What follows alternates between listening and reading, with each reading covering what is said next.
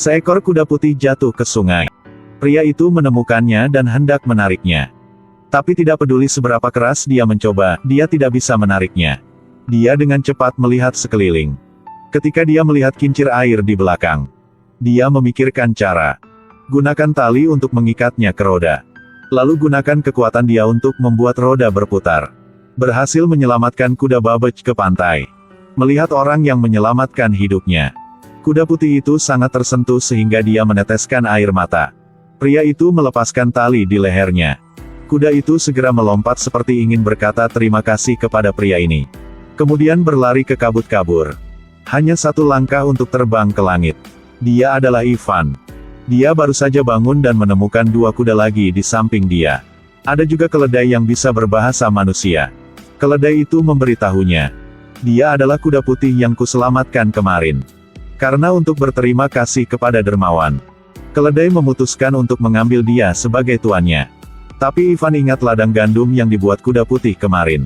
Dengan pemiliknya, dia tahu seharusnya tidak berada di sini lagi. Jadi dia naik keledainya dan bersiap untuk pergi. Tapi tidak menyangka bahwa keledai itu kecil, tetapi berlari lebih cepat dari kecepatan kereta. Apalagi saat ia melolong. Dua kuda lainnya juga dapat terdengar walaupun lagi sangat jauh. Jadi Ivan mengambil kuda dan keledai untuk ikut jalan-jalan. Mereka berakhir di negara yang kaya. Tapi ada yang tidak diharapkan. Raja melihat melalui teleskop. Melihat dua kuda hitam punya Ivan. Segera mengirim seseorang untuk merampok mereka. Kuda itu melihat pemiliknya sangat sedih. Kemudian berteriak lagi. Kuda-kuda segera bergegas keluar. Raja mengejar tetapi tidak bisa. Tidak hati-hati dan jatuh ke tepung di pinggir jalan. Berubah menjadi putri salju yang legendaris. Tapi di depan rakyatnya, Raja tidak berani menghukum Ivan. Jadi dia memberi Ivan tugas penting. Harus membunuh Phoenix api yang sering menyerang tentara dia. Ivan menemukan satu-satunya danau dengan air dan pepohonan di padang pasir. Di malam hari, dia melempar biji pinus ke pasir sebagai umpan. Tiba-tiba ada cahaya warna merah di bawah pasir. Phoenix api perlahan mendarat ke pasir. Lihat kerucut pinus. Phoenix mengambilnya dan melemparkannya ke langit. Tidak lama langsung telan. Sepertinya dia sangat menyukai hidangan ini. Tapi sebentar, Phoenix merasa pusing. Lalu pingsan di tempat. Jadi Ivan segera memasukkan obat bius ke biji pinus itu. Tepat ketika dia sangat bahagia, sebuah kaki merah perlahan menonjol dari belakang. Phoenix api ini berjalan ke arah Ivan. Melihat Ivan akan disusul oleh Phoenix, keledai segera berlari keluar untuk mencegahnya. Kali ini Phoenix benar-benar marah. Dia harus mengejar Ivan sampai dapat. Ketika Phoenix lewat mana, tempat itu langsung berubah menjadi lautan api. Ivan dipaksa sampai akhir. Dia melemparkan kerucut pinus terakhir ke tanah. Phoenix segera terpikat. Sedetik kemudian ia pingsan lagi. Kemudian besok, Phoenix diikat oleh Ivan, tidak bisa bergerak. Tapi ketika dia melihat air mata Phoenix jatuh, Ivan mendapati dirinya tidak bisa begitu tidak berperasaan. Jadi Ivan melepaskan ikatannya. Akhirnya Phoenix dibebaskan lagi. Untuk berterima kasih kepada Ivan karena telah menyelamatkannya, Phoenix memberinya satu bulu. Ivan kembali untuk melapor kepada raja. Sekarang Phoenix telah menjadi teman dia. Dia tidak akan menyakiti orang lagi. Bahkan menunjukkan bulunya sebagai bukti. Tapi ketika dia mengeluarkannya, itu hanya bulu ayam. Raja memerintahkan seseorang untuk memenggal kepala Ivan. Tapi di waktu yang tepat, bulunya tiba-tiba terbakar. Burung Phoenix terbang di langit. Kemudian mendarat di menara tertinggi. Ini membuktikan bahwa Ivan benar-benar berteman dengan Phoenix. Raja harus membebaskan Ivan.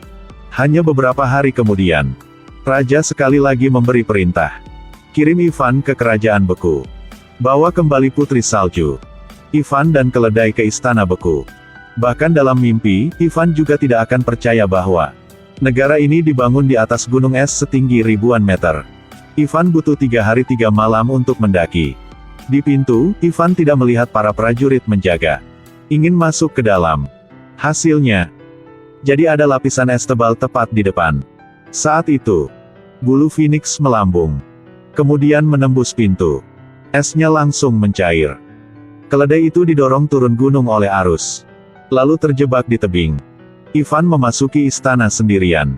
Gunakan bulu Phoenix untuk membangunkan Putri Salju. Dua orang baru saja bertemu dan jatuh cinta. Mengandalkan kefasihan diri, Putri Salju akhirnya setuju dengan Ivan. Keduanya melompat dari tebing bersama-sama. Ivan duduk di gaun Putri Salju yang mengalir. Tapi gaun itu tidak bisa menahan gravitasi dia.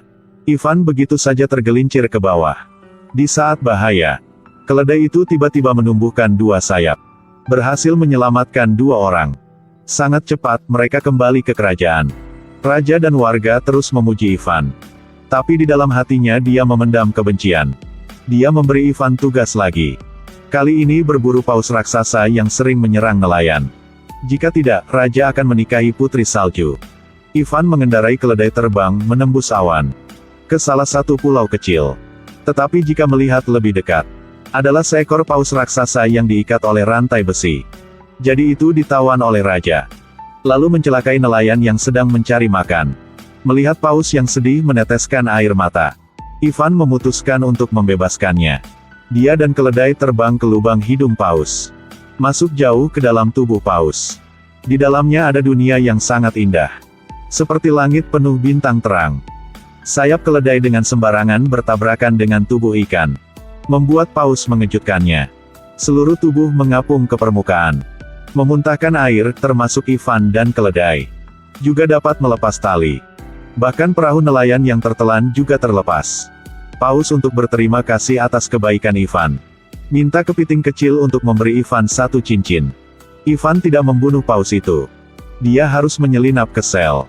Untuk menyelamatkan kekasih dia keluar. Ketahuan sama penjaga.